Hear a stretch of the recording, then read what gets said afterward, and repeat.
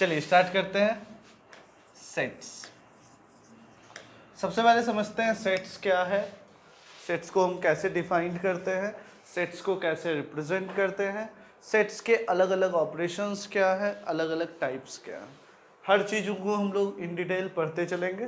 ठीक है, तो अब देखिए सेट्स, सेट्स सबसे पहले क्या है, तो sets is a collection. Sets क्या है, कलेक्शन। किसका कलेक्शन, वेल डिफाइंड ऑब्जेक्ट्स का कलेक्शन। ठीक है, वेल डिफाइंड ऑब्जेक्ट से हम क्या कहना चाह रहे हैं, जिस भी चीज को तुम एक ग्रुप में बांट सकते हो, दैट इज कॉल्ड सेट्स। ठीक है, सेट्स क्या है, sets is a collection of well defined objects.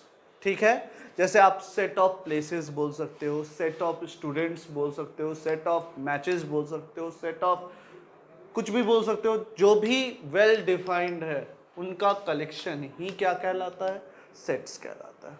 यानी collection of any well defined objects is known as sets. अब नेक्स्ट है representation of sets. Representation of sets, sets को बाबू generally हम लोग दो तरह से रिप्रेजेंट करते हैं। एक कहलाता है एलिमेंट्री फॉर्म या रोस्टर फॉर्म, ठीक है, और एक होता है प्रॉपर्टी मेथड या सेट बिल्डर मेथड, कुछ भी बोल सकते हो। यानी there are two ways to represent any set. पहला रोस्टर फॉर्म या एलिमेंट्री फॉर्म। इस फॉर्म में क्या होता है, आप किसी भी सेट का नाम को कैपिटल लेटर से रिप्रेजेंट करेंगे, इसके एलिमेंट्स को one by one with comma in between them आप रिप्रेजेंट करो। यानी ए बराबर 1 2 3 4 5, ये बेसिकली क्या हो गया, रोस्टर फॉर्म और एलिमेंट्री फॉर्म। दूसरा देखिए, दूसरा होता है सेट बिल्डर फॉर्म, या इसी को हम लोग क्या बोलते हैं, प्रॉपर्टी फॉर्म।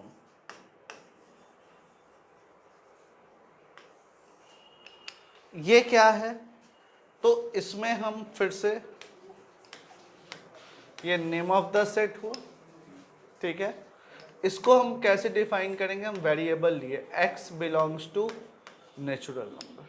क्या किए, x belongs to natural number such that x किससे छोटा है, लेस देन 6। तो देखिए इसी सेट के एलिमेंट्स को रिप्रेजेंट कर दिए with the help of definition is known as property form या सेट बिल्डर फॉर्म। तो सेट क्या होता है, तो sets are the collection of well defined objects. It can be represented in two ways, पहला रोस्टर फॉर्म एलिमेंट्री फॉर्म, दूसरा set builder form property form. Elementary form या roster form में set कैसे रिप्रेजेंट होता है, तो 1 2 3 4 5 सिंगल एलिमेंट्स के द्वारा। सेट बिल्डर फॉर्म में कैसे रिप्रेजेंट होता है, A x belongs to natural number x less than 6। ये हमारा किसका रिप्रेजेंट करने का तरीका है, प्रॉपर्टी फॉर्म। ये किसको रिप्रेजेंट करे, एलिमेंट्री फॉर्म। एलिमेंट्री में एलिमेंट्स के फॉर्म में रिप्रेजेंट होता है, इसलिए इसका नाम ही पड़ गया क्या, एलिमेंट्री। और यहाँ पे हम एक फिक्स कैरेक्टरिस्टिक देखें कि ये सारा है क्या, ये सारा नेचुरल नंबर है। तो हम इसको डिफाइन किए कि हमारा जो वेरिएबल है वो सारा का सारा है क्या, नेचुरल नंबर। और नेचुरल नंबर कैसा नेचुरल नंबर, लेस देन 6। कोई दिक्कत समझते हैं। तो sets is the collection of well defined object, it can be represented in two ways, roster form and set builder form. Roster form में elements को हम अलग अलग तरह से रिप्रेजेंट करते हैं, और सेट बिल्डर फॉर्म में उसके प्रॉपर्टी के हेल्प से हम उसको रिप्रेजेंट करते हैं। अब आते हैं सेट्स के बारे में, तो पता चल गया कि क्या होता है सेट, कैसे रिप्रेजेंट करते हैं ये पता चल गया, इसमें तो कोई दिक्कत नहीं। अगला है different types of sets.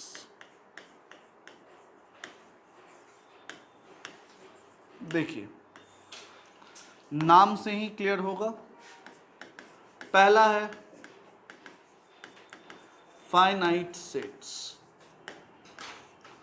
Finite set क्या होगा? वैसा सेट जिसमें नंबर ऑफ एलिमेंट्स क्या हो जाए, फिक्स हो जाए, वो सेट क्या कहलाता है? Finite set. यानी any set in which number of elements क्या हो जाए? कांस्टेंट हो जाए या फिक्स्ड हो जाए, is known as finite sets. Clear है? जैसे ये मैं एक सेट लिया, इसमें देखिए मैं 3 एलिमेंट लिया, अब इससे ज्यादा एलिमेंट तो हो नहीं सकता है, ये कैसा सेट है? एक तरह का फाइनाइट सेट है। अगला है infinite set. Infinite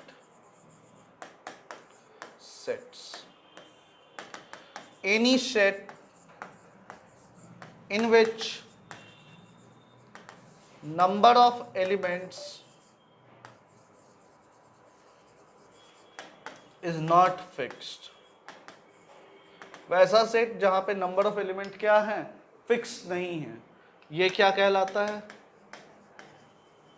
is known as infinite sets.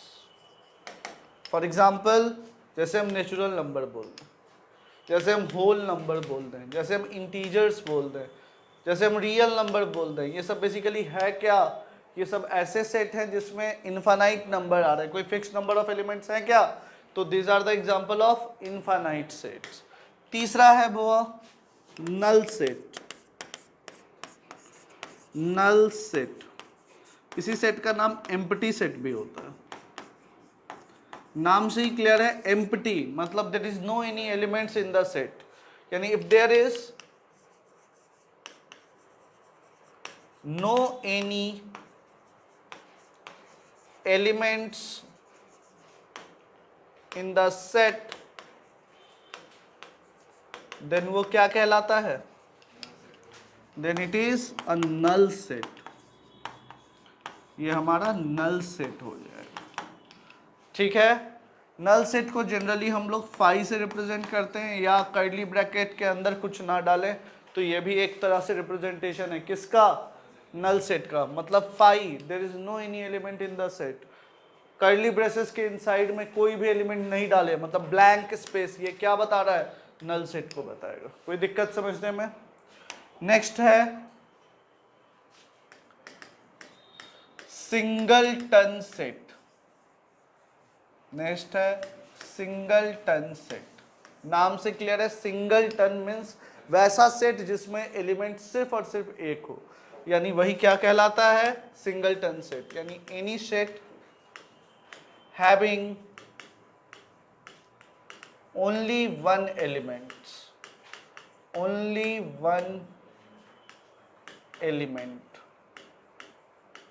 is known as singleton set। Singleton set. अब सवाल उठता है कि ये वाला एलिमेंट सिंगलटन सेट है कि नल सेट है? बताइए, ये वाला सिंगलटन की नल सेट? सिंगलटन। क्यों? क्योंकि इसके अंदर एम्प्टी नहीं, इसके अंदर फाई है ना, तो ये सेट ऑफ सेट्स होगा। अभी आगे हम लोग पढ़ेंगे सेट ऑफ सेट्स तो क्लियर होगा।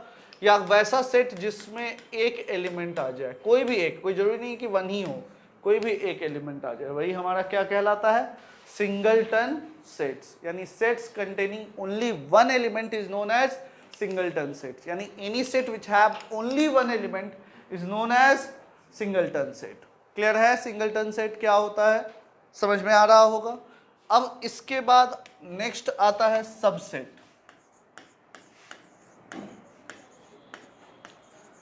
देखिए कोई एक सेट है 1 2 3 4 5 6, कोई दूसरा सेट हम ले रहे हैं 1 3 2। अगर किसी भी सेट का हर एक एलिमेंट किसी और सेट में ऑलरेडी अवेलेबल हो तो वो सेट इस गिवन सेट का सबसेट कहलाता है। क्लियर है? क्लियर है सब क्या मीनिंग है सबसेट का? यानी if the elements of if all the elements of any set is already present in the other set, then the set is called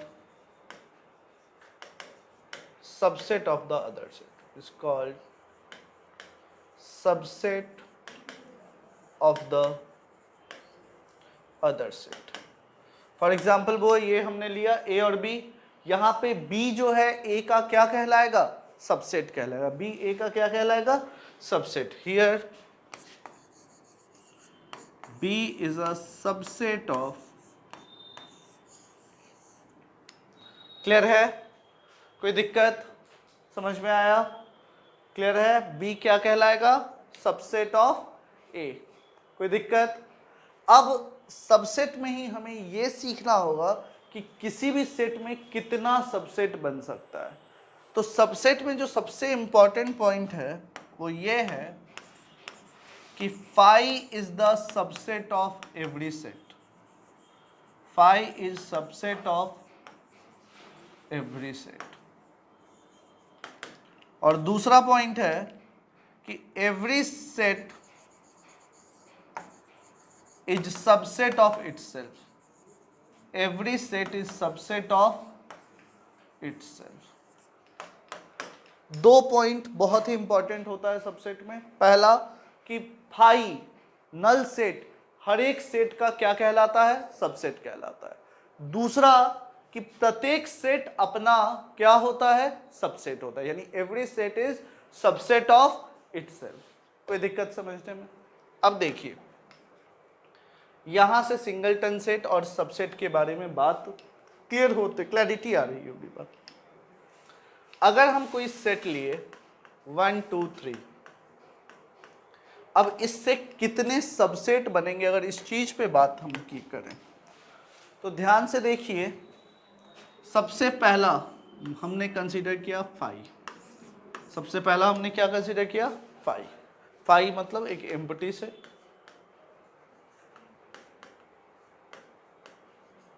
हाँ ना. उसके बाद सिंगलटन सेट को देखते हैं. सिंगलटन सेट क्या क्या होंगे, एक 1, एक 2, एक 3. फिर set having 2 elements, set having 2 elements. तो यहां आएंगे वो 1 2 2 3 1 3 आएगा, हाँ आया ना. और every set is subset of itself, यानी सेट हैविंग 3 एलिमेंट्स, वो क्या होगा 1 2 3. तो जब हमारा 1 2 3 कोई सेट है तो इसके टोटल सबसेट क्या क्या होंगे, एक 5, फिर सिंगलटन 1 2 3, फिर दो दो एलिमेंट वाले 1 2 1 3 2 3, और लास्टली तीनों एलिमेंट वाले. यानी देखिए 3 एलिमेंट के लिए कितने सबसेट दिख रहे हैं, तो 4 3 7 1 8 है. तो अगर कोई set, if any set have n elements, कितना एलिमेंट्स बोला जा रहा है, n elements, then number of subsets, ये हमारा कितना हो जाएगा 2 का पावर n. ठीक है, क्लियर है सबसेट क्या होता है, समझ में आया सबसेट क्या होता है, कोई दिक्कत. सबसेट से ही बना है कंसेप्ट प्रॉपर सबसेट का.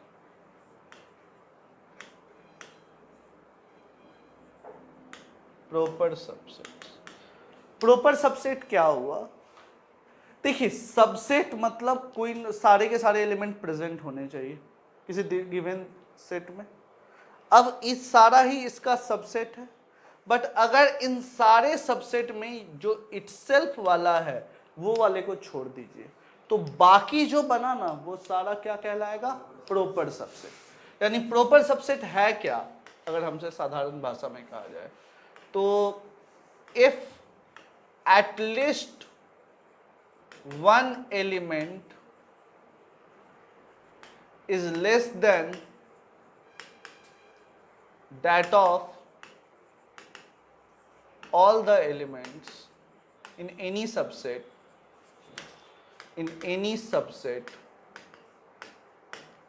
then they are proper subset. तब वो क्या कहलाता है, वो प्रॉपर सबसेट्स कहलाता है। कोई दिक्कत समझने में? जैसे ए को मैंने 1 2 3 लिया, ये हमने लिया, हाँ या ना वो। अब इसका प्रॉपर सबसेट क्या क्या होगा, तो इसका प्रॉपर सबसेट सारा का सारा, जैसे 5 1 2 3 1 2 1 3 2 3, ये सारा का सारा होगा एक्सेप्ट कौन सा, 1 2 3। बात समझ में आ रहा है? यानी टोटल कितने सेट होंगे, टोटल नंबर ऑफ एलिमेंट्स 2 का पावर n माइनस 1, यानी नंबर ऑफ सबसेट इतना होता है और नंबर ऑफ प्रॉपर सबसेट कितना होता है, प्रॉपर सबसेट्स 2 का पावर n माइनस। कोई दिक्कत समझने में? सबसेट क्या होता है, किसी भी सेट का हर एक एलिमेंट अगर किसी गिवन सेट में दिया हुआ हो तब ये सेट उस सेट का क्या कहलाएगा, सबसेट कहलाएगा। कम से कम एक एलिमेंट अगर कम है गिवन सेट से तो वो सारे सबसेट्स क्या कहलाएंगे, प्रॉपर सबसेट्स। अगर कोई सेट है जिसके पास n एलिमेंट्स हैं तो टोटल नंबर ऑफ सबसेट हमारा 2 का पावर n होगा और total number of proper subset जो होगा वो क्या होगा, 2 का पावर n माइनस 1। 2 का पावर n माइनस 1 नहीं, 2 का पावर n, उसमें से एक घटाना है, ये नहीं कि पावर में n माइनस 1 समझ लेना। क्लियर है? चलिए इतना लिखिए। तो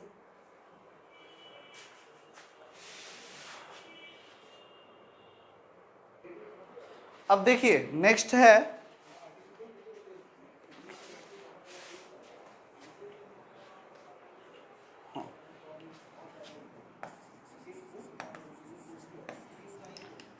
यहां पे अगर हम अब प्रॉपर सबसेट्स को ध्यान से देख रहे हैं, एक सबसे कॉमन एग्जांपल है प्रॉपर सबसेट का, जैसे आप रियल नंबर समझते हैं, हाँ, रियल नंबर का प्रॉपर सबसेट होता है कौन, इंटीजर्स। ठीक है, सारे इंटीजर्स रियल नंबर के क्या हैं, प्रॉपर सबसेट। उसी तरह सारे इंटीजर्स का प्रॉपर सबसेट होता है होल नंबर। ठीक है, सारे इंटीजर्स का प्रॉपर सबसेट क्या होता है, होल नंबर, और सारे होल नंबर का प्रॉपर सबसेट होता है नेचुरल नंबर। समझे? यानी कम से कम अगर एक एलिमेंट पूरे सेट में से कम है उसका कलेक्शन, ये बेसिकली उस सेट का क्या कहलाएगा, प्रॉपर सबसेट। हम सबसेट को रिप्रेजेंट करते हैं ए बी का सबसेट, और प्रॉपर सबसेट को रिप्रेजेंट करते हैं जब हम ये हटाते हैं, यानी ये बेसिकली क्या रिप्रेजेंट है, A is the subset of B, A is the subset of B, और ये क्या है, A is the proper subset of B, proper subset of B. कोई दिक्कत समझ में आया? सबसेट क्या होता है क्लियर हुआ, प्रॉपर सबसेट क्या होता है ये क्लियर हुआ। अब एक और इंपॉर्टेंट पॉइंट, अगर ए बी का सबसेट है, बी सी का सबसेट है, तो ऑटोमेटिकली देन ए ऑटोमेटिकली किसका सबसेट हो जाएगा, ठीक है। If A is the subset of B, B is the subset of C, then A is subset of C. Clear है?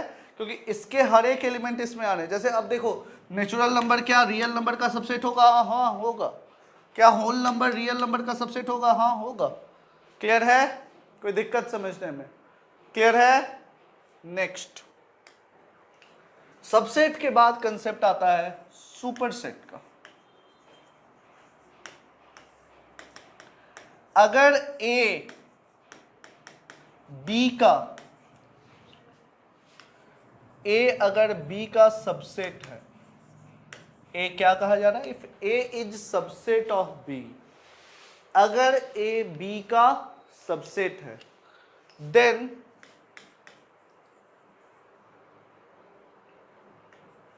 B is superset of set A, of set. Clear है?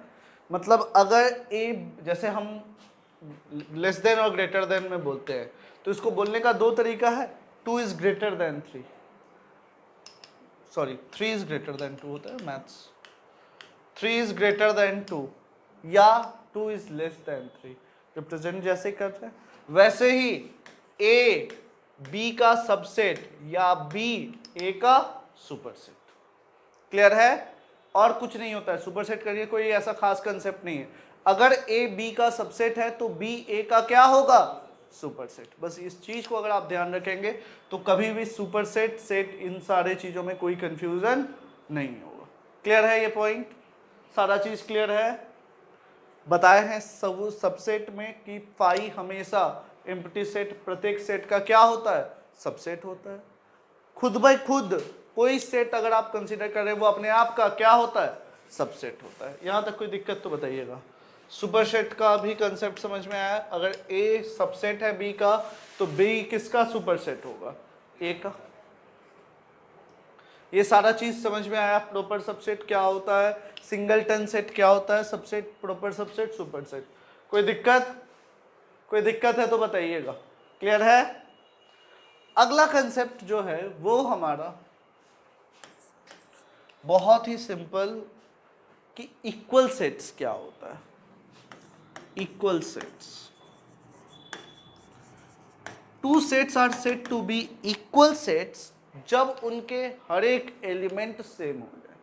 If both the elements of any two sets are equal then both the sets are said to be equal sets. Clear है? मतलब number of elements ही नहीं, elements भी अगर same हैं दोनों के दोनों सेट में तो वो क्या कहलाएंगे? Equal sets. यानी if A and B are two equal sets if each element of A also belongs to क्या बताइए? B। अगर A का प्रत्येक एलिमेंट किसको बिलोंग कर रहा है? B को, then both sets are said to be equal sets। Clear है? इक्वल सेट्स क्या है? इक्वल सेट्स के बाद आता है इक्विवेलेंट सेट्स। इक्वल सेट के बाद आता है इक्विवेलेंट सेट्स। इक्विवेलेंट सेट्स सबसे इंपॉर्टेंट कि इक्वल और इक्विवेलेंट में बहुत ही छोटा सा चेंज होता है। इक्वल में एलिमेंट्स सेम होने चाहिए, इक्विवेलेंट में एलिमेंट्स कुछ भी हो, नंबर ऑफ एलिमेंट्स क्या होने चाहिए? सेम होना चाहिए। यानी if the number of elements in set A किसके बराबर है? Number of elements in set B, तो वो क्या है बाबू? Then it is equivalent sets. Clear है? कोई दिक्कत समझने में? अगला है set of sets. Set of sets यानी वैसा सेट जिसके एलिमेंट्स जो हैं वो ऑलरेडी एक सेट के फॉर्म में हो तो वो क्या कहलाता है? Set of set. क्लियर है? समझ में आ रहा है? यानी अगर A को हम लिख दिए 1 2 3 4, या ऐसे नहीं, एलिमेंट्स के फॉर्म में लिखिए 3 4 1 3 5, ऐसे करके अगर मान लीजिए हमारे पास कोई सेट बना, यानी वैसा सेट जो अपने अंदर क्या रखा है, सेट को ही रखा है, वो सेट क्या कहलाता है, सेट ऑफ सेट्स। और जो सेट ऑफ सेट्स का सबसे अच्छा फॉर्म होता है power set. Power set, power sets क्या होता है कि आप अगर किसी भी सेट्स को अगर कंसीडर कर रहे हो, उन सारे सेट्स में जब भी अगर किसी गिवन सेट के सारे सबसेट का जो सेट होगा ना, वही क्या कहलाता है, पावर सेट कहलाता है। यानी set of subsets of a given set is known as power set. इसी को क्या कहते हैं बाबू, पावर सेट। ए हमारा मान लीजिए क्या है, 1 2 3 4 5, ये है अपने पास। तो 5 एलिमेंट है, तो यहां से कितने एलिमेंट बनेंगे, 32 एलिमेंट्स। तो पावर सेट का में टोटल कितने एलिमेंट्स होंगे, तो पावर सेट है 32 elements, starting with 5, ending with same 1 2 3 4 5, और इसके बीच में जितने भी सेट्स बनेंगे वो सारे रहेंगे। यानी टोटल कितने एलिमेंट्स होंगे पावर सेट में, 32। पावर सेट क्या होता है, तो पावर सेट एक ऐसा सेट ऑफ सेट्स है जो कि अपने अंदर सारे के सारे सबसेट्स को रखता है। क्लियर है? तो सुपर सेट समझ में आया, इक्वल सेट समझ में आया, इक्विवेलेंट सेट समझ में आया, सेट ऑफ सेट समझ में आया, और पावर सेट समझ में आया। कोई दिक्कत इतना चीजों में समझने में तो बताइए। एक लास्ट टाइप ऑफ सेट बचा, that is called universal set. Universal set, universal set basically हम उस सेट को कहेंगे जो हर एक सेट का सुपर सेट हो, that is called universal set. मतलब इसी के अंदर सारा सेट आ रहा है, ठीक है। यानी super set of all the sets is known as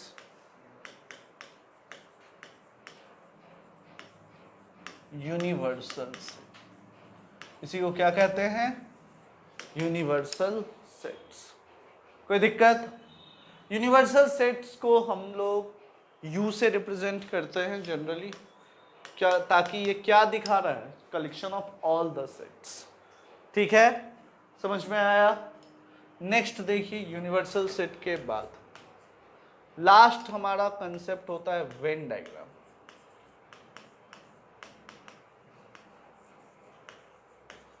Venn diagram समझते हैं आप लोग? वेन डायग्राम समझते हैं? वेन डायग्राम क्या होता है, किसी भी सेट को अगर पिक्टोरियली रिप्रेजेंट करना है, हमें किसका हेल्प लेना है, वेन डायग्राम। वेन डायग्राम यानी basically diagrammatically structure of any set. Diagrammatically structure of any sets. Generally universal set को हम लोग रेक्टेंगल फॉर्म में रिप्रेजेंट करते हैं, ठीक है। और any set A B C, कोई भी सेट है, उसको हम लोग सर्कल से रिप्रेजेंट करते हैं। This is used to represent a set, this is used to represent a universal set, ठीक है। अब अगर मान लीजिए कि सबसेट को अगर वेन डायग्राम से समझना है, तो देखिए एक सेट आपने लिया ये ए, अब इसके हर एलिमेंट, ये देखिए ये बी है, बी का हर एलिमेंट ए में दिख रहा है, यानी बी ए का क्या कहलाएगा, सबसेट। कोई दिक्कत? समझ में आया? तो ये है Venn diagram. Venn diagram basically क्या है, पिक्टोरियली हम कैसे अपने किसी सेट को रिप्रेजेंट करते हैं। कोई दिक्कत समझने में? क्लियर है? सबको समझ में आया? इक्विवेलेंट सेट क्या होता है, इक्वल सेट क्या होता है, सेट ऑफ सेट्स क्या होता है, नल सेट क्या होता है, क्लियर है? कोई प्रॉब्लम? नेक्स्ट अब हम लोग स्टार्ट करेंगे operation on sets. Operation on sets. इस चीज को स्टार्ट करने से पहले आपका काम है पीछे का सारा चीज को लिखिए। लिखिए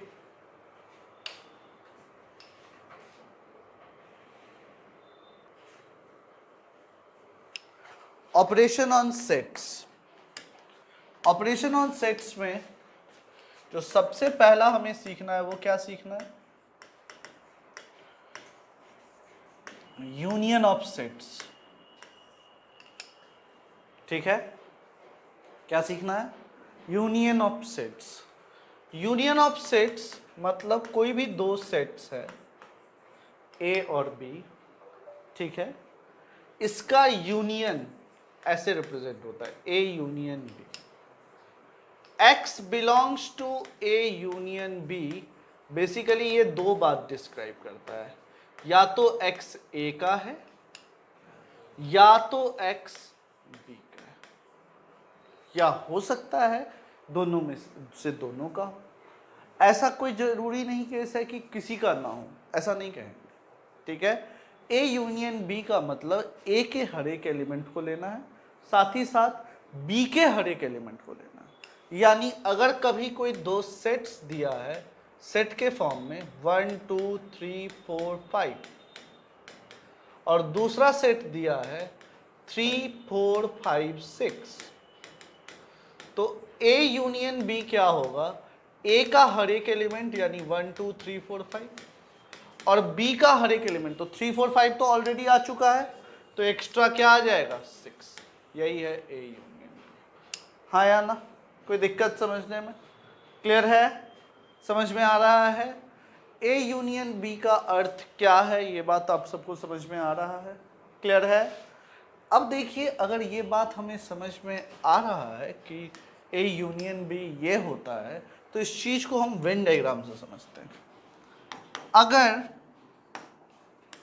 कोई भी दो एलिमेंट है ए और बी और इसमें कॉमन एलिमेंट, मतलब कोई भी सेट एक दूसरे का सबसेट नहीं है, ना ही ए बी का सबसेट है ना ही बी ए का सबसेट है, तो बाबू कुछ इस प्रकार का गेम बनेगा। ये है ए बी, ए का हर एक एलिमेंट बी में आ रहा है क्या? बी का हर एक एलिमेंट ए में आ रहा है क्या? क्या ए बी का सबसेट है? क्या बी ए का सबसेट है? तो ना ही ए बी का सबसेट है और ना ही बी ए का सबसेट है, तो हमें अगर क्या लेना है? ए यूनियन बी लेना है। क्या लेना है? ए यूनियन बी लेना, ठीक है। ए यूनियन बी बेसिकली क्या रिप्रेजेंट करता है?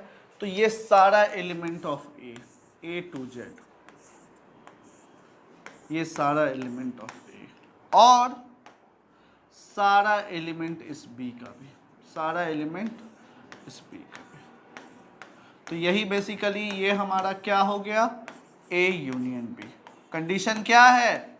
A is not a subset of B, B is not a subset of. Clear है? बट अगर ए बी का सबसेट हो गया तब हम क्या करेंगे? तब फिर से हम बनाते हैं।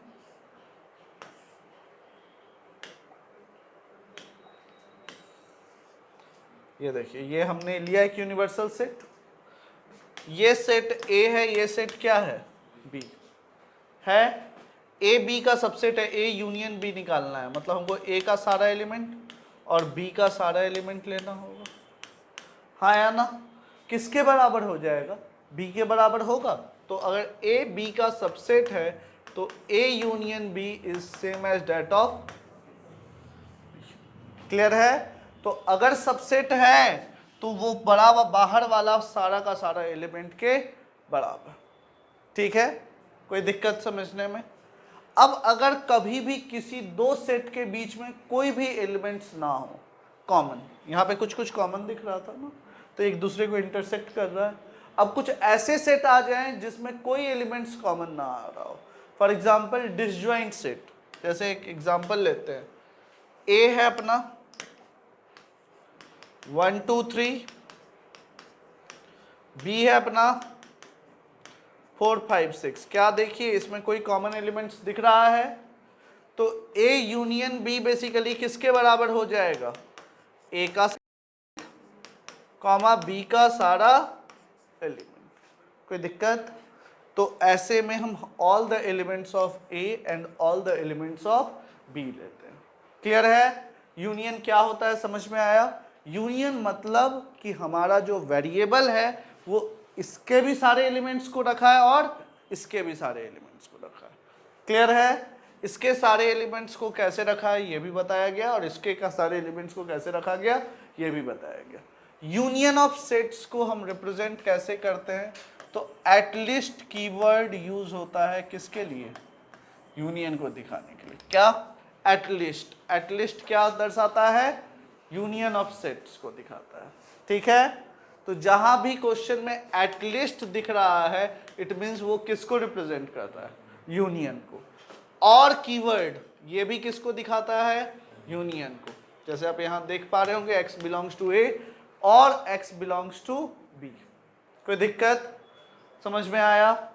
यूनिवर्सल सेट का अगर हम यूनियन लेंगे किसी भी सेट के साथ तो वो किसके बराबर होगा? उसी यूनिवर्सल सेट के बराबर होगा, क्योंकि universal set is the super set of A all the set, यानी सारा का सारा सेट उसके लिए क्या हो गया? सबसेट।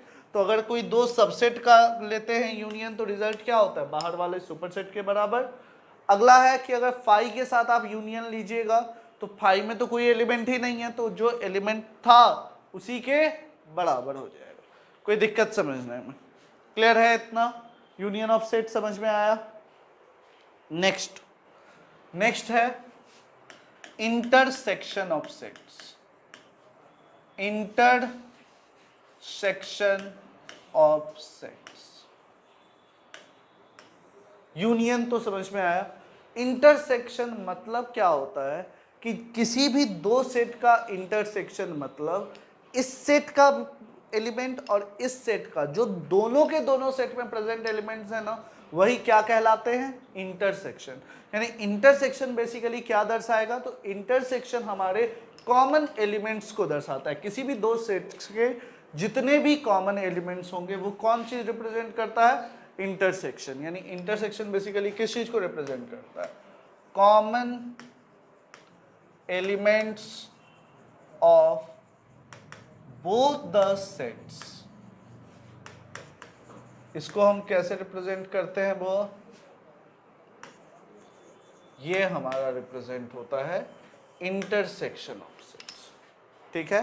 यानी इसको रिप्रेजेंट हम ऐसे भी करते हैं ए इंटरसेक्शन बी, यानी x belongs to A intersection B क्या दर्शाता है कि x a में भी होना चाहिए और साथ ही साथ b में भी होना चाहिए। क्लियर है? कोई दिक्कत? कोई दिक्कत? अब देखिए x belongs to a and x belongs to b, it means दोनों में दोनों कॉमन होना चाहिए। तो अगर a b का सबसेट है, ए बी का सबसेट है, ये देखिए ये अंदर वाला ए है और ये क्या है? बी। तो बाबू ये वाला एलिमेंट ही ना जो ए में भी दिख रहा है और किस में दिख रहा है, यानी यही तो इंटरसेक्शन लेंगे तो कौन सा रीजन आएगा? सिर्फ और सिर्फ ये। तो अगर ए बी का सबसेट है सॉरी, ए इंटरसेक्शन बी किसके बराबर होगा? एक के बराबर। ए इंटरसेक्शन बी किसके बराबर होगा? ए के बराबर होगा। कोई दिक्कत? रीजन समझे? क्योंकि ए कॉमन है दोनों में, हाँ या ना? दूसरा, अगर ए बी का सबसेट नहीं है और बी भी ए का सबसेट नहीं है तब कॉमन पार्ट कैसे आएगा? यानी तब जो ए और बी दोनों में दिख रहा है, ये वाला, यही हमें क्या दर्शाएगा? A intersection B. ये समझ में आया? ये समझ में आया? कोई दिक्कत समझने में? ये था इंटरसेक्शन ऑफ सेट्स के बारे में। जब कभी बोथ कीवर्ड या एंड कीवर्ड, ये दोनों कीवर्ड अगर कभी भी हमारे यूजेस में आएगा तो ये किस चीज को दर्शाएगा? इंटरसेक्शन। अगर किसी दो सेट के बीच का एलिमेंट्स कुछ नहीं कॉमन है तो वो सेट्स कहलाता है डिसजॉइंट सेट्स। यानी डिसजॉइंट सेट क्या हुआ? Disjoint sets. डिसजॉइंट सेट्स क्या है? अगर A इंटरसेक्शन B किसके बराबर हो गया? फाई। किसके बराबर हो गया? फाई। अगर A इंटरसेक्शन B फाई के बराबर है तो हमारा सेट A एंड B कैसा सेट होगा? डिसजॉइंट। यानी if there is no any common elements in between set A and B then both the sets are disjoint sets. बात समझ में आया? डिसजॉइंट क्या होता है? इंटरसेक्शन ऑफ सेट समझ में आया? क्लियर है? यूनियन समझ में आया था, इंटरसेक्शन समझ में आया? अगर A का इंटरसेक्शन फाई के साथ आप कीजिएगा, कोई भी कॉमन एलिमेंट होगा तो ये किसके बराबर होगा? लेकिन यही A का इंटरसेक्शन U के साथ कीजिएगा तो ये किसके बराबर? ठीक है, ये भी बहुत ही इंपॉर्टेंट है। ठीक है, इंटरसेक्शन बेसिकली मल्टीप्लिकेशन की तरह बिहेव करता है, क्योंकि किसी भी सेट में अगर मल्टीप्लाई आप कुछ करते हो, किसी भी नंबर में कोई कांस्टेंट अगर मल्टीप्लाई करते हो तो रिजल्ट क्या होता है? 0। तो उसी तरह A इंटरसेक्शन फाई क्या होगा? फाई। कोई दिक्कत समझने में? लिख लीजिए।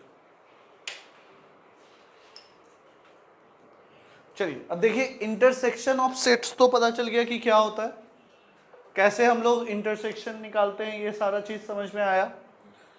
अब देखिए इंटरसेक्शन ऑफ सेट्स में तो ये बात A जब B का सबसेट था तो A इंटरसेक्शन B A के बराबर, जब नहीं था तो ये डिसजॉइंट सेट पे 0 हो जाएगा। ये सारा चीज समझ में है।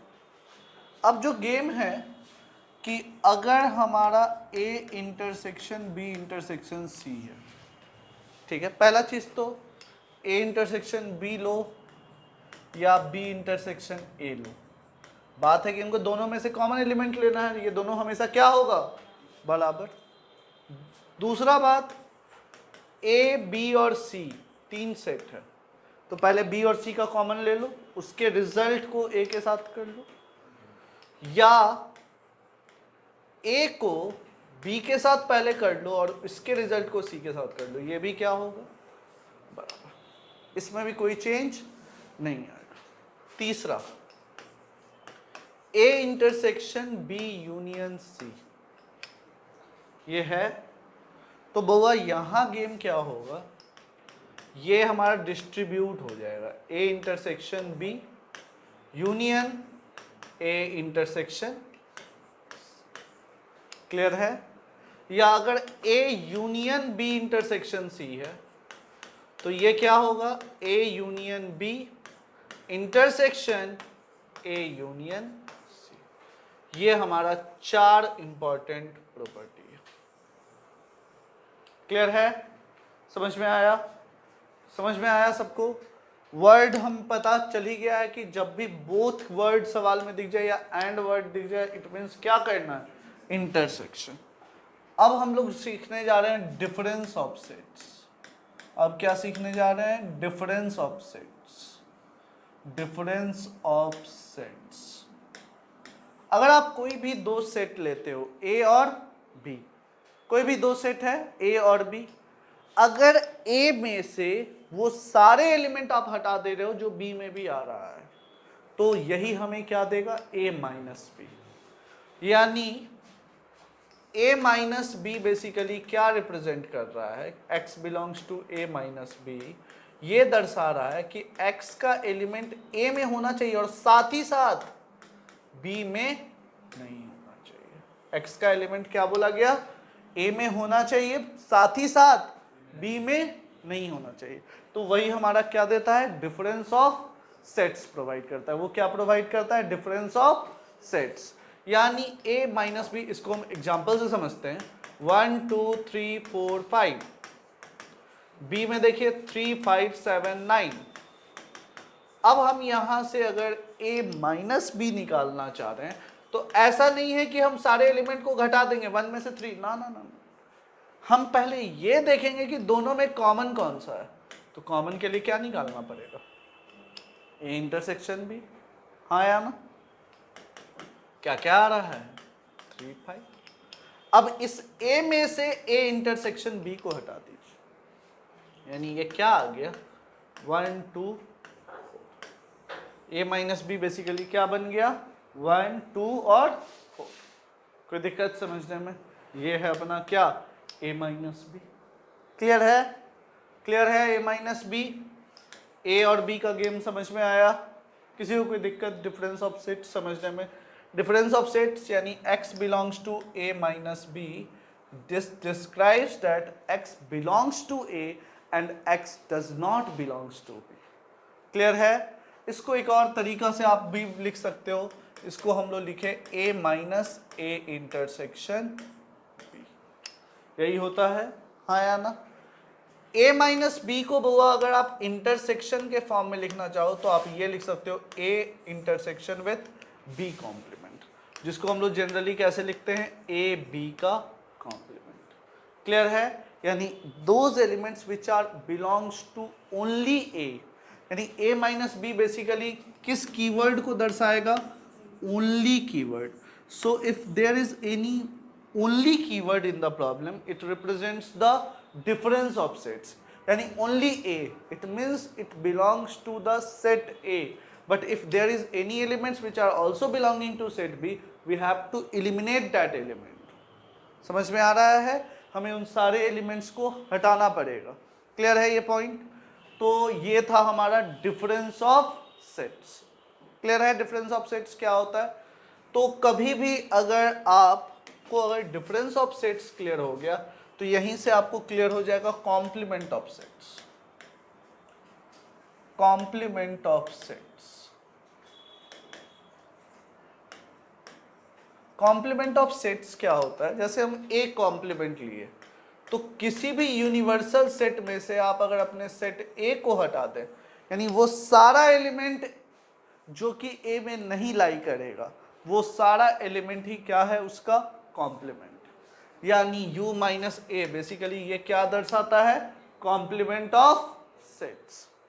क्लियर है, कोई दिक्कत समझने में, क्लियर है, सबको समझ में आ रहा है क्या है ये कंसेप्ट, क्लियर हुआ। ए कॉम्प्लीमेंट क्या है u माइनस ए, किसी भी यूनिवर्सल सेट में से अगर उस सेट के एलिमेंट को घटा दिया जाए तो हमें क्या मिल जाता है, कॉम्प्लीमेंट ऑफ सेट्स। तो किसी भी सेट का कॉम्प्लीमेंट निकालने का यही तरीका है कि बस उसको क्या करना है, u में से घटा देना है। अब देखिए कॉम्प्लीमेंट ऑफ सेट को अगर आप समझ गए हैं तो अब आपको पहले डिफरेंस ऑफ सेट का वेन डायग्राम बताते हैं। जैसे ये देखिए ये सेट A है, ये सेट B है। अगर हमें A माइनस बी देखना है तो सिर्फ और सिर्फ ये बेसिकली किस चीज को दर्शा रहा है बाबू, A माइनस बी को। ये किसको दर्शा रहा है, A माइनस बी को। क्लियर है। और कॉम्प्लीमेंट ऑफ A अगर देखना है तो A के बाहर का हर एक एलिमेंट, ये जितना भी पिंक से किए हैं ये बेसिकली किस चीज को दर्शा रहा है, कॉम्प्लीमेंट ऑफ A। ये क्या है, A का कॉम्प्लीमेंट। कोई दिक्कत समझने में, ये समझ में आया A माइनस बी क्या होता है, A में से B के एलिमेंट को घटा देना, यही हमें क्या देता है, A माइनस बी। अब जो सबसे इंपॉर्टेंट प्रॉपर्टी है वो ये है कि A minus B union C ये हमेशा किसके बराबर होगा, A माइनस बी यूनियन है तो किस में चेंज हो जाएगा, intersection A minus C। Next है A minus B intersection C, ये क्या होगा बुआ, A minus B union A minus C। कोई दिक्कत समझने में। तो ये दोनों का दोनों काफी इंपॉर्टेंट पॉइंट हो गया। इसी से बाबू बनता है एक बहुत ही इंपॉर्टेंट लॉ जिसको हम लोग बोलते हैं डी मॉर्गन्स लॉ। क्या होता है, डी मॉर्गन्स लॉ। चलिए डी मॉर्गन्स लॉ भी यहीं पे समझ लेते हैं। डी मॉर्गन्स लॉ क्या होता है, डी मॉर्गन्स लॉ ध्यान से देखिए, डी मॉर्गन्स लॉ सीखना है। जैसे हम ए यूनियन बी का कॉम्प्लीमेंट करें, क्या किए, ए यूनियन बी का कॉम्प्लीमेंट, ये basically U minus A union B हुआ, हाँ या ना। इस रूल को अप्लाई करते हैं यहाँ पे, ये क्या होगा, U minus A intersection U minus B, U minus A किसके बराबर, A complement, u minus B किसके बराबर, b कॉम्प्लीमेंट, इसका क्या आ जाएगा, इंटरसेक्शन, यानी a यूनियन b का कॉम्प्लीमेंट, ये क्या होगा, a complement intersection b complement. कोई दिक्कत समझने में। और इसी तरह अगर a इंटरसेक्शन b का कॉम्प्लीमेंट है तो इसको क्या लिखा जा सकता है, u minus a intersection b, यहां से ये किसके बराबर आएगा, u माइनस a इंटरसेक्शन है तो किस में चेंज हुआ, union u minus B, u minus A क्या है, a complement union b complement, यानी a इंटरसेक्शन b कॉम्प्लीमेंट ये बेसिकली क्या है, a कॉम्प्लीमेंट यूनियन विथ, ये दोनों का दोनों काफी इंपॉर्टेंट रिजल्ट है, समझ में आया। यानी एक तो रिजल्ट ये, एक रिजल्ट ये, समझ में आया। कॉम्प्लीमेंट ऑफ अ सेट समझ में आया, फाई का complement universal set, universal set का कॉम्प्लीमेंट फाई, क्लियर है। किसी भी सेट में से अगर उसके निगेशन को हटा दिया जाए वही उसका क्या देता है, कॉम्प्लीमेंट देता है। कोई दिक्कत, लिख लेंगे।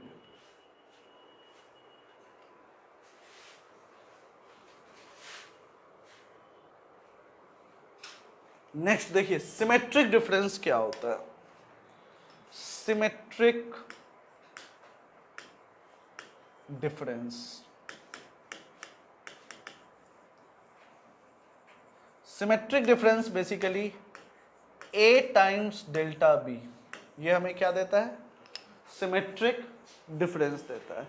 ये क्या है, ये बेसिकली a में से b को हटा दो, यूनियन b में से a को हटा दो, मतलब ओनली a या ओनली b, यानी इसको हम अच्छे से इससे समझते हैं, ये a है, ये b है, ये हमारा ये है। तो अगर हम सिर्फ ये एलिमेंट या सिर्फ ये एलिमेंट लें तो यही किस चीज को दर्शाता है, सिमेट्रिक डिफरेंस को दर्शाता है। ये किस चीज को दर्शाता है, सिमेट्रिक डिफरेंस को दर्शाता है। यानी a में से b को घटा दिए, b में से a, यानी ओनली a और ओनली b, हाँ या ना, क्लियर है बुआ, कोई दिक्कत समझने में, समझ रहे हैं ना। आप इसको ये भी बोल सकते हैं कि a यूनियन b में से a इंटरसेक्शन b को हटा दिया, हाँ या ना, a यूनियन b पूरा, उसमें से कॉमन हिस्सा को हटा दें तो क्या बन जाएगा, a डेल b। कोई दिक्कत समझने में, क्लियर है। तो ये था डिफरेंट ऑपरेशंस ऑन सेट्स। चलिए लिख लीजिए।